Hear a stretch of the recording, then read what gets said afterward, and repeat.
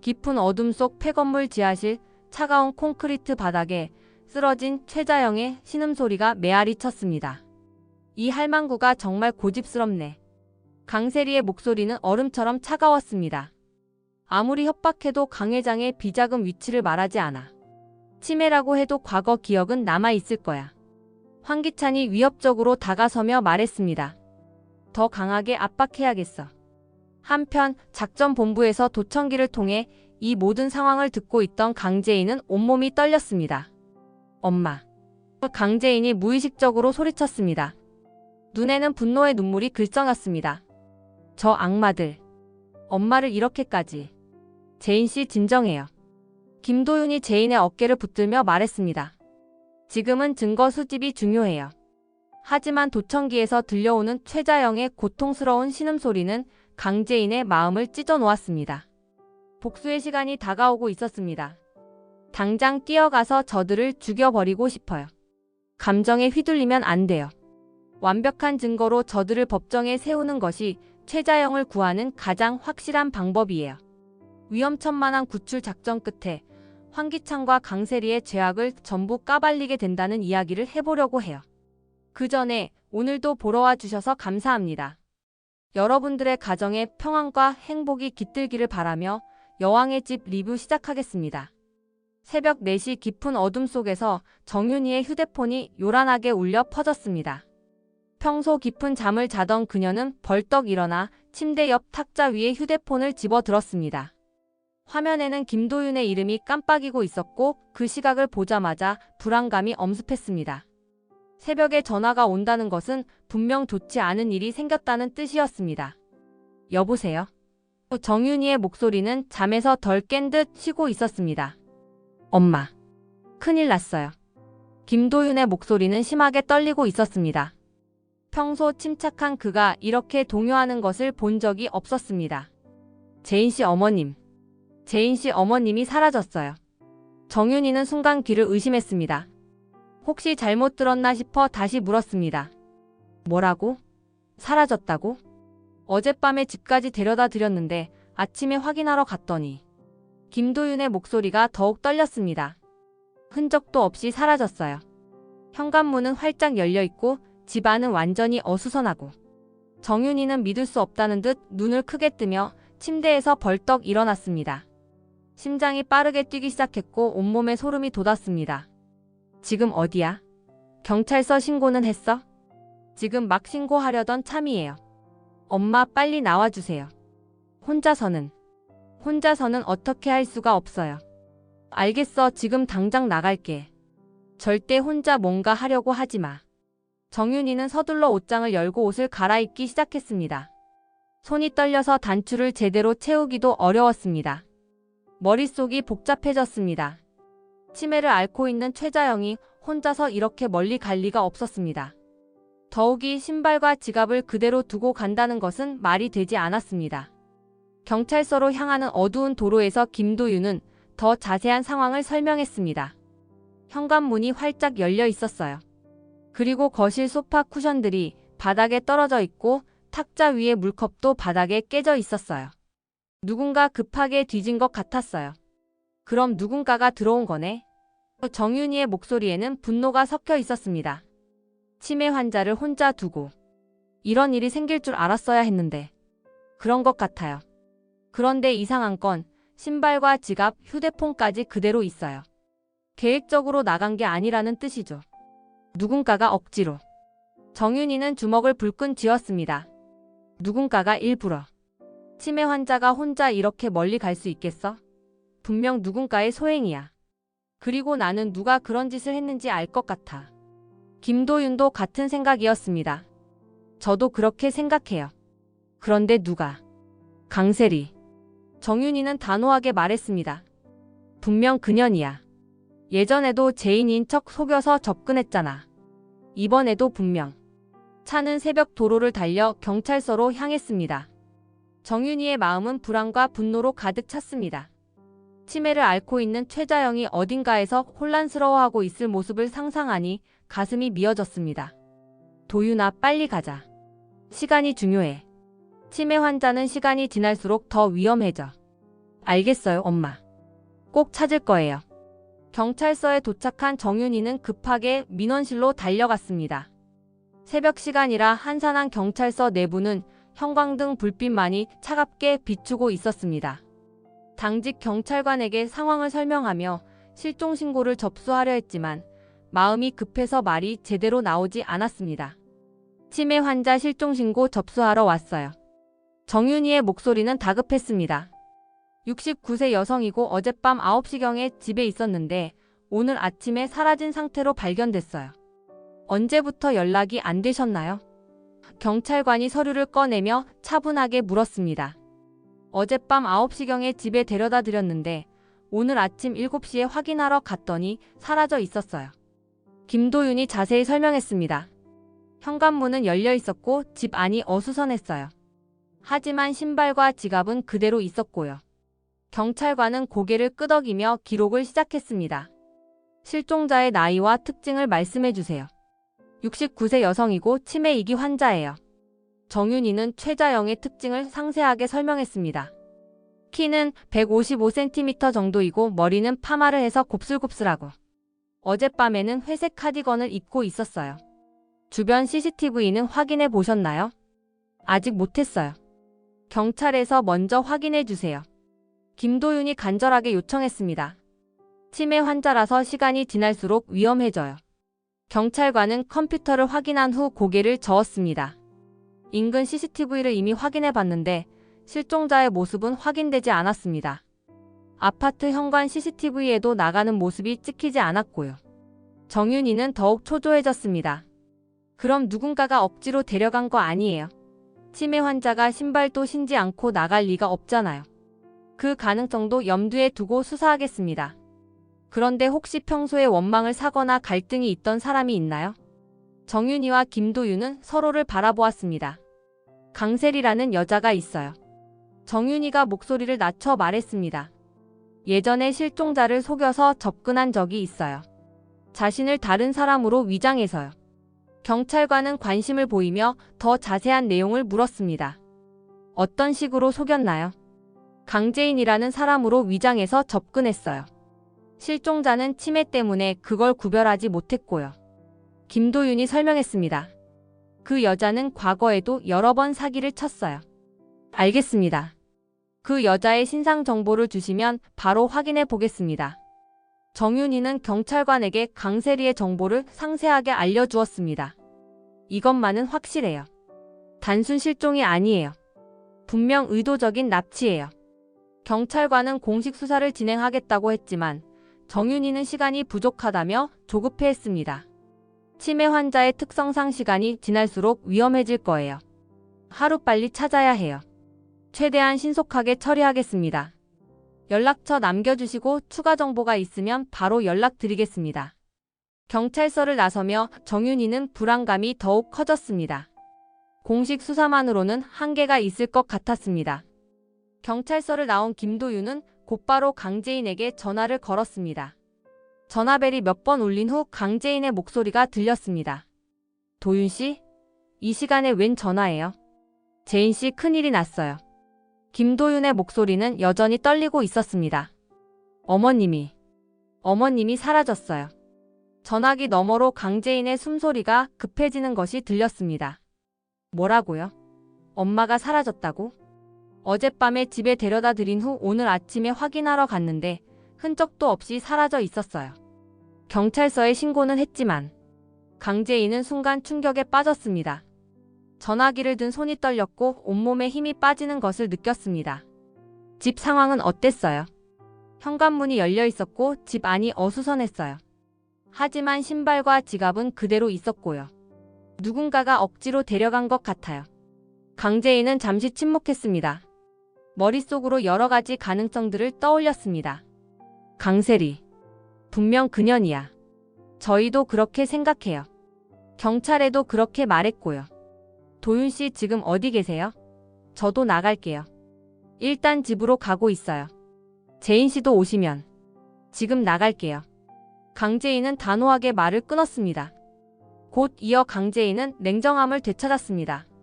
감정에 휘둘려서는 엄마를 구할 수 없었습니다. 경찰 수사만으로는 엄마가 더 위험해질 수 있다고 판단했습니다. 강세리와 황기찬이 최자영을 이용해 무엇인가를 노리고 있을 것이 분명했습니다. 30분 후 강재인은 정윤희의 집에 도착했습니다. 김도윤과 정윤희는 거실에 앉아 침울한 표정으로 기다리고 있었습니다. 재인아. 정윤희가 강재인을 보자마자 눈물을 글썽였습니다. 정말 미안해. 내가 더 잘 돌봤어야 했는데. 아니에요. 강재인이 정윤희의 손을 잡았습니다. 잘못이 아니에요. 계획적인 범죄예요. 경찰 수사만으로는 한계가 있을 것 같아요. 김도윤이 걱정스러운 표정으로 말했습니다. 너무 위험하지 않을까요? 강재인은 단호한 표정으로 고개를 저었습니다. 아니에요. 경찰 수사만 기다렸다가는 엄마를 잃을 수도 있어요. 강세리와 황기찬이 엄마를 어떻게 이용할지 몰라요. 그럼 어떻게 할 거야? 정윤희가 불안하게 물었습니다. 직접 구출 작전을 세울 거예요. 강재인의 목소리에는 확고한 의지가 담겨 있었습니다. 이전에 VIP 고객으로 위장해서 세리에게 접근했던 것처럼 이번에도 그 방법을 써야 해요. 김도윤은 여전히 걱정스러워했습니다. 너무 위험해요. 만약 들키기라도 하면 엄마를 잃을 수는 없어요. 강재인은 눈물을 참으며 말했습니다. 이번에야말로 모든 걸 끝내겠어요. 강세리와 황기찬의 모든 죄를 밝혀내고 엄마를 구해올 거예요. 정윤희는 강재인의 각오를 보며 고개를 끄덕였습니다. 그래, 우리가 직접 해야 해. 경찰만 기다릴 수는 없어. 세 사람은 서로를 바라보며 결의를 다졌습니다. 이제는 정말로 마지막 대결의 시간이 다가오고 있었습니다. 강재인의 집 거실에는 긴장감이 감돌고 있었습니다. 네 사람은 둥근 탁자를 중심으로 모여 앉아 긴급 작전 회의를 시작했습니다. 정윤희, 정호성, 김도윤, 그리고 강재인이 각자의 역할을 논의하고 있었습니다. 일단 상황을 정리해보죠. 강재인이 차분하게 말했습니다. 엄마가 사라진 것이 강세리의 소행일 가능성이 높아요. 이전에도 엄마를 속여서 접근한 전력이 있고요. 정호성은 분노로 주먹을 쥔 채 말했습니다. 강승우가 누명으로 체포됐을 때도 그것들 때문이었어. 이번에도 똑같은 수법을 쓰고 있는 거야. 그럼 우리는 어떻게 접근할 거야? 정윤희가 초조하게 물었습니다. 강재인은 잠시 생각한 후 말했습니다. 이전에 VIP 고객으로 세리를 속였던 경험을 활용해야 해요. 이번에는 더 큰 미끼를 던져서 황기찬까지 끌어들여야 합니다. 무슨 미끼? 김도윤이 궁금해했습니다. 거액의 투자 제안이요. 강재인의 눈빛이 날카로워졌습니다. 황기찬이 지금 자금난에 시달리고 있다는 건 알고 있어요. 그를 유인할 수 있는 충분한 미끼가 될 거예요. 정윤희는 고개를 끄덕였습니다. 이전에도 가짜 투자자 역할을 했으니까 이번에도 할 수 있어. 하지만 이번에는 더 완벽하게 준비해야 해. 저는 기술적 지원을 담당할게요. 김도윤이 나서서 말했습니다. 위치 추적기, 도청 장치, 그리고 실시간 모니터링 장비들을 준비하겠어요. 정호성도 의욕적으로 말했습니다. 내 인맥을 동원해서 완벽한 배경을 만들어줄게. 홍콩 소재 투자회사 대표로 포장해서 황기찬이 의심할 틈을 주지 않겠어. 강재인은 전체적인 계획을 설명했습니다. 가짜 투자자로 위장해서 황기찬에게 접근해요. 그동안 도윤 씨와 삼촌은 세리의 움직임을 추적하고 저는 전체 작전을 지휘할게요. 위험하지 않을까? 정윤희가 걱정스러워했습니다. 물론 위험해요. 하지만 엄마의 목숨이 걸린 일이에요. 강재인의 목소리에는 절박함이 묻어 있었습니다. 완벽한 연기와 치밀한 계획으로 적들을 속여야 해요. 단 한 번의 실수도 허용할 수 없어요. 김도윤은 노트북을 열며 말했습니다. 첨단 장비들은 제가 준비하겠어요. GPS 추적기, 초소형 카메라, 무선 도청 장치까지 모든 것을 동원할 거예요. 그리고 가장 중요한 건 연기예요. 정윤희가 결연한 표정으로 말했습니다. 이번에는 절대 들켜서는 안 돼. 최자영을 구하기 위해서라면 뭐든지 할 거야. 정호성은 시계를 보며 말했습니다. 시간이 중요해. 하루빨리 작전을 시작해야 해. 강재인은 네 사람을 둘러보며 마지막으로 말했습니다. 작전명은 엄마 구출이에요. 우리 모두 각자의 역할에 최선을 다하고 반드시 성공시켜요. 네 사람은 서로의 손을 맞잡으며 결의를 다졌습니다. 이제는 정말로 최후의 작전이 시작되려고 하고 있었습니다. 꼭 성공시켜야 해. 정윤이가 다짐하며 말했습니다. 반드시 어머님을 구해올 거야. 정호성도 힘을 실어 말했습니다. 이튿날 오후 정윤이는 YL그룹 건물 근처 카페에서 윤비서를 기다리고 있었습니다. 손에는 따뜻한 커피를 들고 있었지만 긴장감 때문에 한 모금도 마시지 못하고 있었습니다. 창밖으로는 바쁘게 오가는 사람들이 보였지만 그녀의 마음은 오직 최자영 구출 작전에만 집중되어 있었습니다. 30분 후 윤비서가 카페로 들어왔습니다. 정윤이를 발견하고는 조심스럽게 다가와 앉았습니다. 연락받고 깜짝 놀랐어요. 무슨 일이시길래 이렇게 급하게. 정윤이는 주변을 둘러본 후 목소리를 낮춰 말했습니다. 제가 부탁드릴 일이 있어요. 아주 중요한 일이고 생명이 걸린 문제예요. 윤비서는 진지한 표정으로 정윤이를 바라봤습니다. 어떤 일인지 말씀해 보세요. 황기찬에게 가짜 투자자로 접근해 달라는 부탁이에요. 정윤이가 조심스럽게 말했습니다. 언니가 납치당했어요. 강세리의 소행일 가능성이 높고요. 윤비서는 놀란 표정으로 눈을 크게 뜨며 말했습니다. 납치요? 그럼 경찰에 신고는? 물론 신고했어요. 하지만 경찰 수사만으로는 한계가 있어요. 정윤이의 목소리에는 절박함이 묻어 있었습니다. 시간이 지날수록 더 위험해져요. 직접 나서야 해요. 윤비서는 처음엔 위험하다며 망설였습니다. 너무 위험하지 않을까요? 만약 들키기라도 하면. 제 딸 도희를 죽인 것도 그 사람들이에요. 정윤이가 윤비서의 손을 잡으며 간절하게 말했습니다. 이번에는 치매 환자를 납치했고요. 더 이상 그냥 둘 수는 없어요. 윤비서는 정윤이의 간절한 표정을 보며 마음이 흔들렸습니다. 그동안 황기찬과 강세리가 저지른 일들을 생각하니 분노가 치밀어 올랐습니다. 알겠어요. 윤비서가 결심한 듯 말했습니다. 도와드릴게요. 어떻게 하면 될까요? 정윤이는 안도의 한숨을 쉬며 말했습니다. 인맥을 활용해서 홍콩 소재 투자회사 대표로 저를 소개해 주세요. 황기찬이 의심하지 않도록 완벽한 배경을 만들어야 해요. 제 친구 중에 홍콩에서 무역업을 하는 사람이 있어요. 그 사람을 통해서 완벽한 배경을 만들어 드릴게요. 윤비서가 자신 있게 말했습니다. 그리고 황기찬이 지금 자금난에 시달리고 있다고 들었는데 정말인가요? 맞아요. 최근에 투자건들이 연달아 무산되면서 심각한 자금 부족에 시달리고 있어요. 거액 투자 제안이 들어오면 분명히 혹할 거예요. 정윤이는 완벽한 변장을 위한 계획을 세웠습니다. 고급 정장과 명품 액세서리로 무장해야겠어요. 억눌린 분노를 철저히 숨기고 우아한 투자자 연기를 해야 해요. 연기는 걱정하지 마세요. 윤비서가 격려했습니다. 황기찬의 성격을 잘 아니까 어떤 식으로 접근해야 할지 조언해 드릴게요. 두 사람은 완벽한 시나리오를 짜며 작전 개시를 준비했습니다. 이제 정말로 최후의 승부가 시작되려고 하고 있었습니다. 다음 날 오전 YL그룹 회장실에서는 윤비서가 황기찬에게 특별한 투자 제안을 전달하고 있었습니다. 황기찬은 최근 연달아 투자건들이 무산되면서 심각한 자금난에 시달리고 있던 터였습니다. 그런 상황에서 들려온 거액 투자 소식은 마치 가뭄 속의 단비 같았습니다. 홍콩에서 투자회사를 운영하시는 분인데 YL그룹에 관심을 보이고 계셔요. 윤비서가 서류를 건네며 설명했습니다. 투자 규모가 상당히 클 것으로 예상됩니다. 황기찬은 서류를 받아보며 눈빛이 번뜩였습니다. 홍콩 투자회사라고요? 어떤 분야를 전문으로 하시는 분이죠? 부동산과 엔터테인먼트 분야에서 성공하신 분이에요. 한국 시장 진출을 적극적으로 검토하고 계시고 YL그룹이 적합한 파트너라고 생각하신다네요. 황기찬의 표정이 밝아졌습니다. 자금난에 시달리던 그에게는 구원의 기회처럼 보였습니다. 투자 조건은 어떻게 되나요? 아직 구체적인 조건은 말씀하지 않으셨어요. 직접 만나서 상담하고 싶어 하세요. 윤비서가 조심스럽게 말했습니다.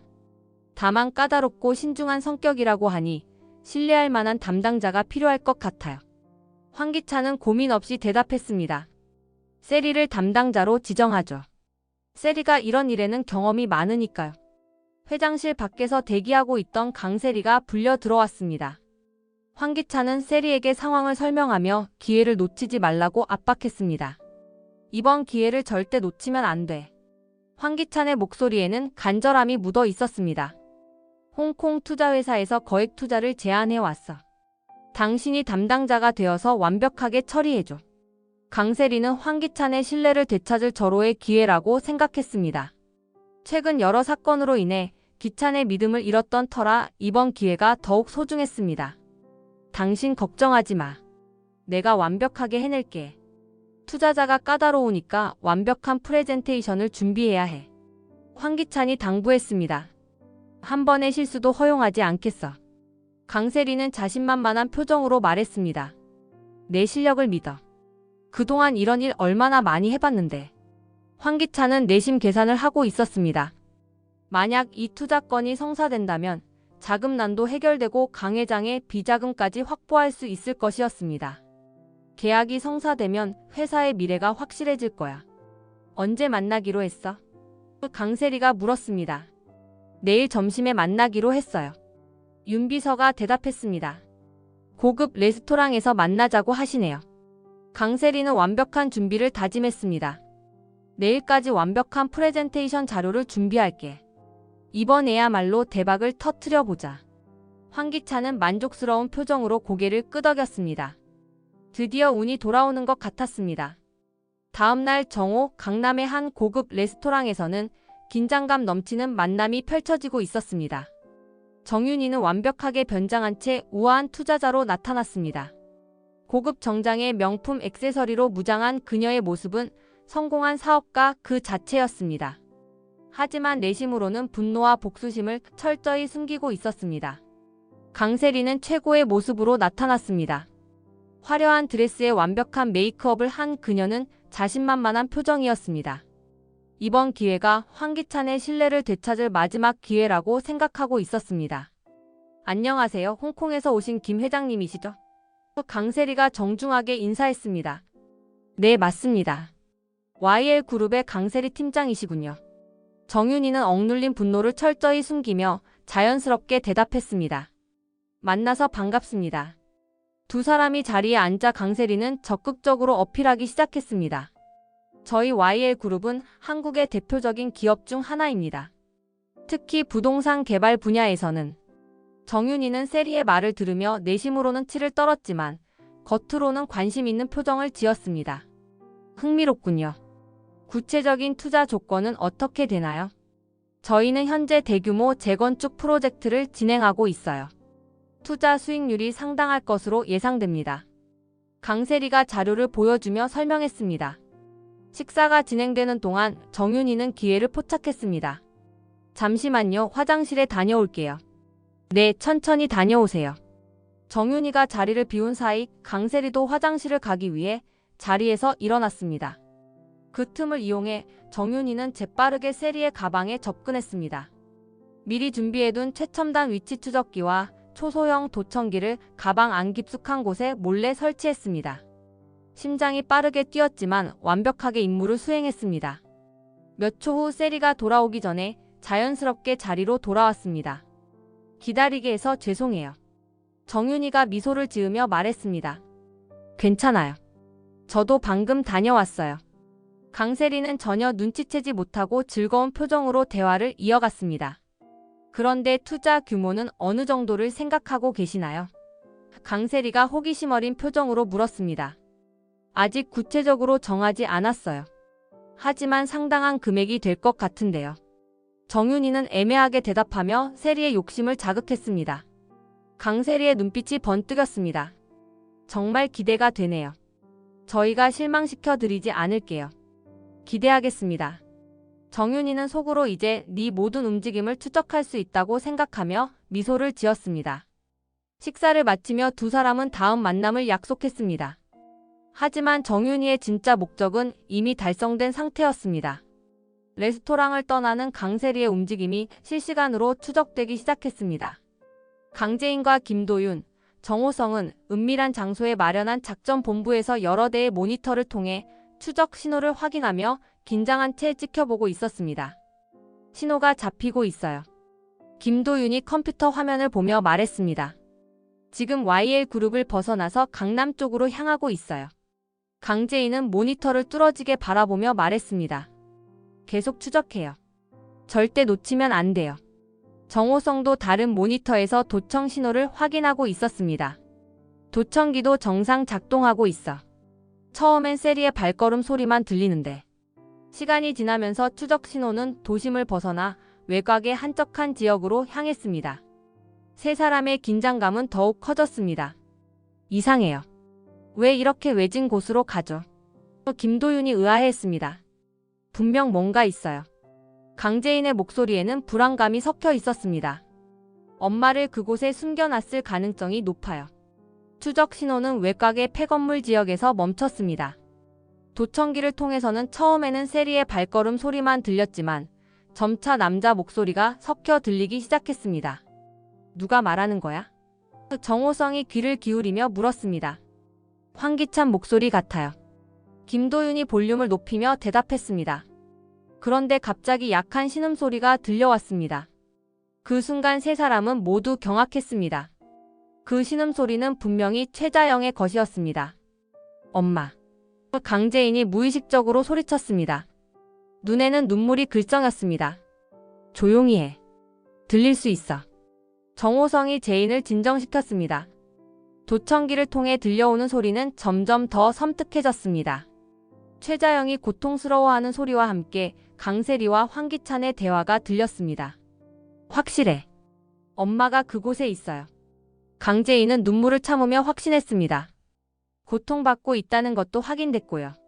즉시 경찰에 신고해야 해. 정호성이 휴대폰을 꺼내며 말했습니다. 하지만 강재인은 정호성의 손을 막았습니다. 잠깐만요. 더 많은 증거를 확보해야 해요. 지금 신고하면 그들이 도망칠 수도 있어요. 하지만 최자영이 위험해. 김도윤이 걱정스러워했습니다. 조금만 더 참아요. 결정적인 증거를 잡을 때까지. 강재인의 목소리는 떨리고 있었지만 의지는 확고했습니다. 세 사람은 계속해서 모니터와 도청 신호를 주시했습니다. 이제 모든 것이 실시간으로 녹음되고 있었고 범죄의 결정적 증거들이 하나씩 쌓여가고 있었습니다. 반드시 증거를 잡아서 그들을 무너뜨릴 거야. 강재인이 다짐하며 말했습니다. 위험한 순간이었지만 동시에 진실을 밝힐 수 있는 절호의 기회이기도 했습니다. 작전본부에서 도청기를 통해 들려오는 대화는 점점 더 충격적이었습니다. 강재인과 김도윤은 숨을 죽이며 모든 소리에 귀를 기울였습니다. 황기찬과 강세리의 목소리가 선명하게 들렸고 그들의 잔혹한 계획이 적나라하게 드러나고 있었습니다. 이 할망구가 정말 고집스럽네. 강세리의 목소리가 차갑게 들렸습니다. 아무리 협박해도 강 회장의 비자금 위치를 말하지 않아. 황기찬의 목소리도 이어졌습니다. 치매라고 해도 과거 기억은 남아있을 거야. 더 강하게 압박해야겠어. 강재인은 주먹을 불끈 쥐었습니다. 엄마가 고통받고 있다는 사실에 분노가 치밀어 올랐습니다. 저 악마들. 재인씨 진정해요. 지금은 증거 수집이 중요해요. 김도윤이 재인의 어깨를 붙들며 말했습니다. 도청기를 통해 더욱 섬뜩한 대화가 계속 들렸습니다. 할망구가 계속 버티면 어떻게 할 거야?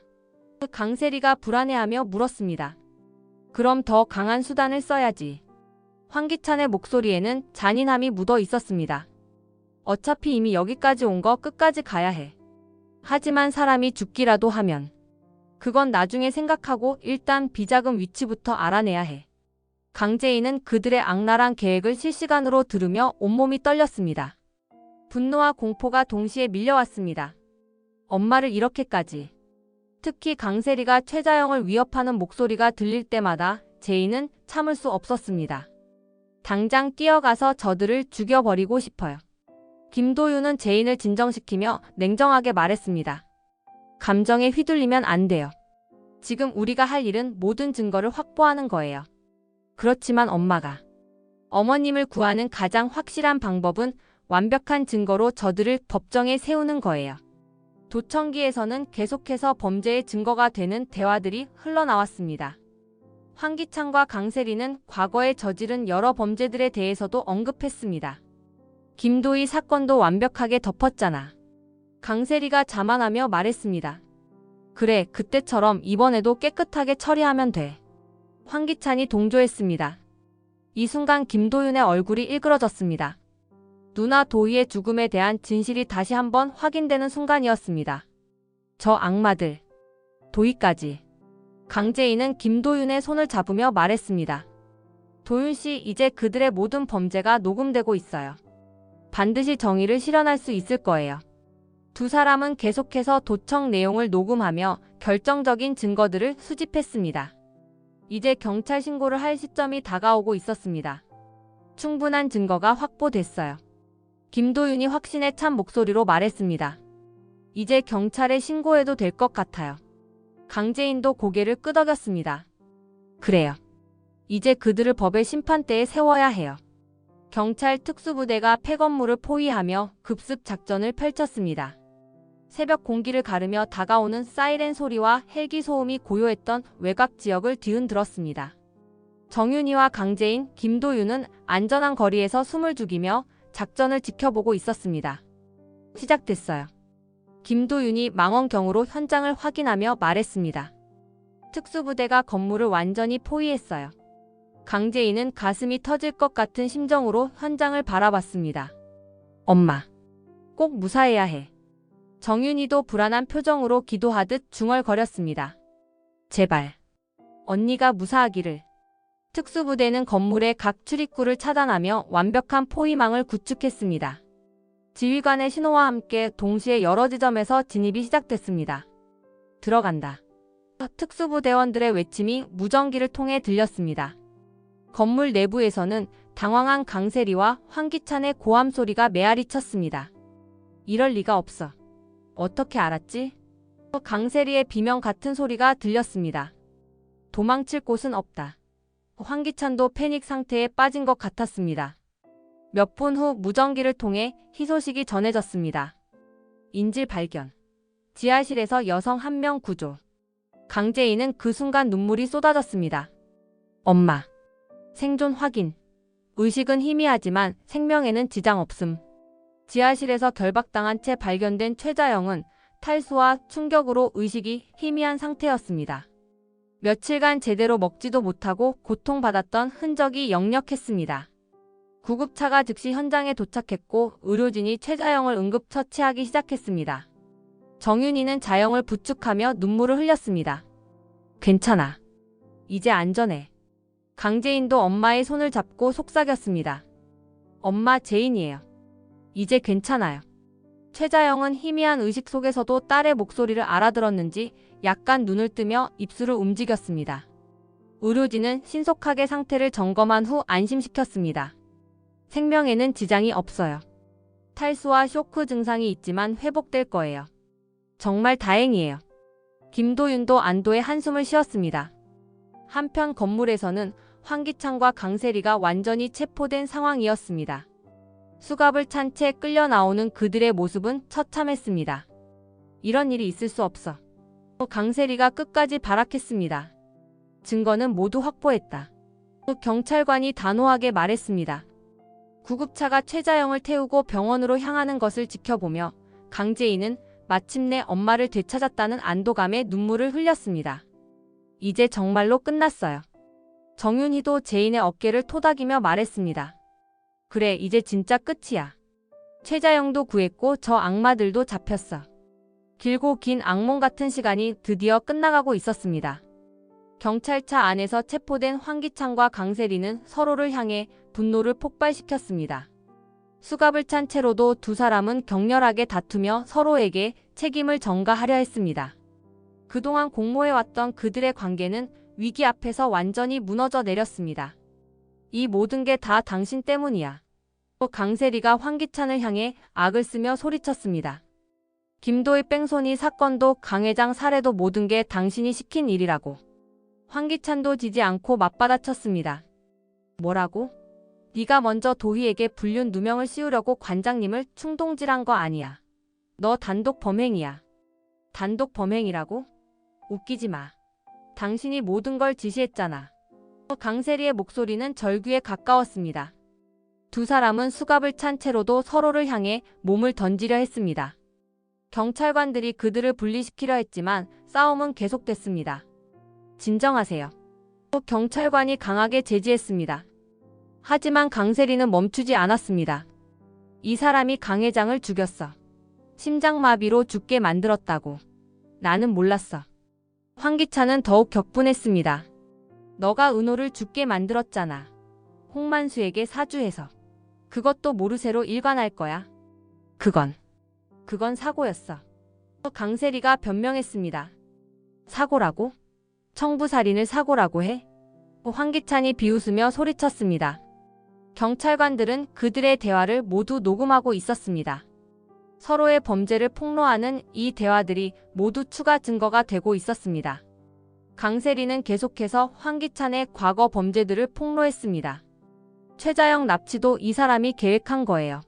강 회장의 비자금을 찾기 위해서. 너가 먼저 제안했잖아. 치매 환자를 이용하자고. 황기찬도 맞받아쳤습니다. 두 사람의 다툼은 더욱 격해졌습니다. 그동안 숨겨왔던 모든 비밀들이 터져나왔습니다.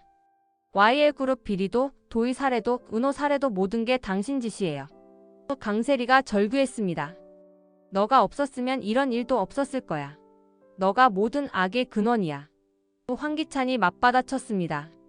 경찰관은 그들을 완전히 분리시키며 말했습니다. 이제 그만하세요. 어차피 둘 다 법정에서 만나게 될 테니까. 서로의 비밀을 폭로하며 파멸로 치닫는 두 사람의 모습은 처참하기 그지없었습니다. 그동안 함께 저지른 수많은 범죄들이 모두 드러나고 있었습니다. 이 모든 대화가 녹음되고 있다는 걸 알고 계시죠? 또 경찰관이 차갑게 말했습니다. 모든 게 법정에서 증거로 사용될 겁니다. 황기찬과 강세리는 그제야 자신들이 더 큰 함정에 빠졌다는 것을 깨달았습니다. 하지만 이미 늦었습니다. 모든 것이 녹음되었고 그들의 운명은 정해져 있었습니다. 우리가 이렇게 될 줄 몰랐어. 강세리가 절망적인 표정으로 중얼거렸습니다. 황기찬도 체념한 듯 고개를 떨궜습니다. 모든 것이 끝났다는 것을 깨달았기 때문입니다. 법정에는 숨막히는 긴장감이 감돌았습니다. 최종 판결을 앞둔 황기찬과 강세리는 피고석에 나란히 앉아 있었지만 서로를 바라보지도 않았습니다. 방청석에는 강재인을 비롯해 사건과 관련된 많은 사람들이 자리하고 있었습니다. 판사가 엄숙한 표정으로 자리에 앉으며 정적이 흘렀습니다. 피고인 황기찬, 강세리에 대한 최종 판결을 선고하겠습니다. 강재인은 가슴이 빠르게 뛰는 것을 느끼며 판사의 입을 주시했습니다. 길고 긴 법정 공방이 드디어 끝나는 순간이었습니다. 본 재판부는 제출된 모든 증거를 면밀히 검토한 결과 판사가 차근차근 말을 이어갔습니다. 도청 녹음과 추가 증거들로 피고인들의 공모 관계가 명확히 입증되었음을 확인했습니다. 황기찬은 창백한 얼굴로 판사를 바라봤고 강세리는 손을 떨며 고개를 숙이고 있었습니다. 피고인 황기찬은 강규철 회장 살해, 김도희 뺑소니, 치사, 최자영 납치 감금, 기업 횡령 등 중범죄를 저질렀습니다. 판사의 목소리는 단호했습니다. 피고인 강세리는 김도희 뺑소니, 치사, 황은호 살인 교사, 최자영 납치 감금 등에 공모했습니다. 방청석에서는 작은 술렁임이 일었습니다. 강재인은 주먹을 쥔 채 판사의 말을 경청했습니다. 이들의 범죄는 계획적이고 잔혹했으며 무고한 시민들의 생명을 빼앗고 고통을 가했습니다. 판사가 계속 말했습니다. 특히 치매 환자를 납치하여 협박한 행위는 인륜을 저버린 극악무도한 범죄입니다. 강세리가 끝까지 억울하다며 소리를 질렀습니다. 저는 억울해요. 모든 게 황기찬의 짓이었어요. 정숙하세요. 판사가 단호하게 제지했습니다.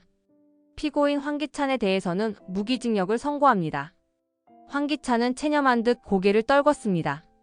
모든 것을 잃었다는 절망감이 그의 얼굴에 드러났습니다. 피고인 강세리에 대해서도 무기징역을 선고합니다. 판사가 마지막 선고를 내렸습니다. 아니에요. 이럴 수 없어. 강세리가 절규하며 일어나려 했지만 법정 경찰관들에 의해 제지당했습니다. 방청석에 앉은 강재인은 복잡한 감정으로 이들을 바라봤습니다. 분노와 안도감이 동시에 밀려왔습니다.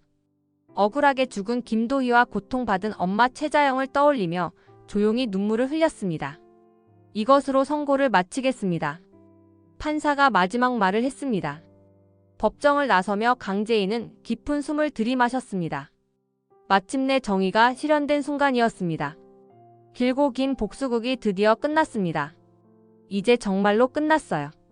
김도윤이 재인의 곁에서 말했습니다. 네, 드디어 끝났어요.